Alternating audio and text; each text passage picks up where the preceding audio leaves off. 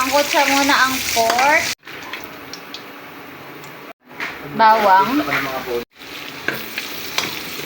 Sibuyas. Ito yung pangalawang gata.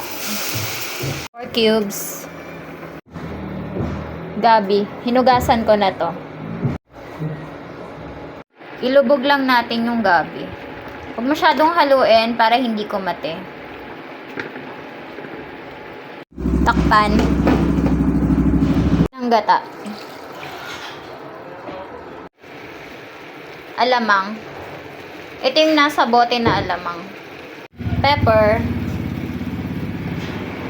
More pepper. Mas masarap. Maraming paminta. Kulangan ako sa gata. Lagyan na lang natin itong Coco Mama.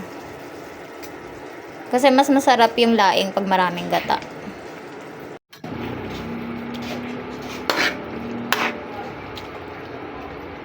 Lagyan nating sili. Pampasipa. Let's try.